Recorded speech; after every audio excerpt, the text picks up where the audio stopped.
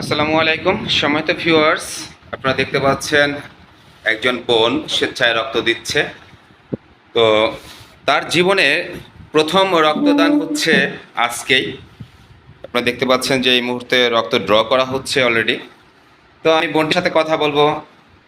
বোন, তোমার নাম কি? আমার নাম স্বপ্না কর্মকার। স্বপ্না কর্মকার। জি। তোমার রক্তের group AB positive. AB positive. আজকেই তো ফার্স্ট রক্ত দিচ্ছ। জি।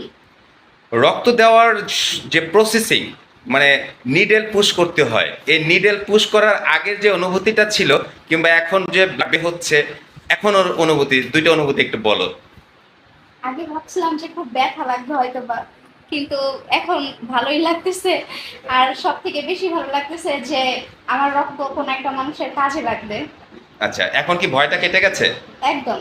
আচ্ছা, সম্মানিত ভিউয়ার্স, আপনারা শুনলেন এই বোনটির কথা। সে জীবনে প্রথমবার রক্ত দিচ্ছে। একটি মেয়ে মানুষ, সে রক্ত দিচ্ছে। আসলে অনেকে মনে করে যে মেয়ে হয়ে রক্ত দেওয়া হয় না, কিন্তু এটা ভুল ধারণা। শুধু বাংলাদেশে নয়, পৃথিবীর প্রতিটা দেশেই এবং বাংলাদেশে অধিকাংশ ক্ষেত্রেই দেখা যায় যে মেয়েরা কিন্তু রক্তদানে এগিয়ে আসছে অনেকাংশেই।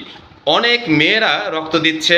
আপনারা দেখছেন আমার ফেসবুক পেজ কিংবা ইউটিউব চ্যানেলে দেখতে পাচ্ছেন যে মেয়েরা দিচ্ছে রক্ত।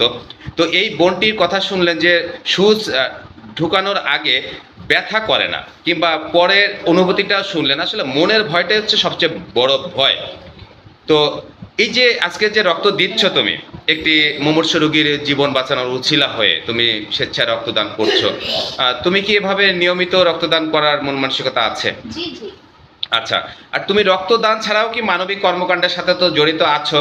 তো সম্মানিত ভিউয়ার্স যারা দেখছেন এই মুহূর্তে ভিডিওটি, আমি উৎসাহিত করার জন্য, যারা রক্তদানে উৎসাহিত হচ্ছেন না কিংবা রক্ত দিতে ভয় পান, তাদের উদ্দেশ্যেই বলবো, এই বোনটির রক্তদান দেখে আপনারা অবশ্যই উৎসাহিত হবেন। এবং আমাদের মাধ্যমে যারা আমরা রক্তযোদ্ধা কিংবা আমরা রক্তদাতা, নিয়মিত রক্ত নিয়ে কাজ করি, যা কিংবা ডোনার নিয়ে কাজ করি, রোগীদের প্রয়োজনে ম্যানেজ করি, আমাদের সাথে যোগাযোগ করলে আপনারা রক্ত দিতে পারবেন কিংবা আপনাদের প্রয়োজনে, রোগীর প্রয়োজনে আমাদের মাধ্যমেও রক্ত নিতে পারবেন ইনশাল্লাহ। তো ম্যান ফোর্সের পক্ষ থেকে বোনটির জন্য রইল দোয়া, এবং এই বোনটির রক্ত যে রোগীর শরীরে যাবে সেই রোগীর জন্য দোয়া রইল। সবাই বোনটির জন্য দোয়া করবেন যেন সে যতদিন জীবিত থাকে, সুস্থ থাকে এবং আল্লাহ তাআলা জীবী করে, এবং যতদিন জীবিত থাকে মানবিক কর্মকাণ্ডের সাথেই যেন নিয়োজিত থাকতে পারে।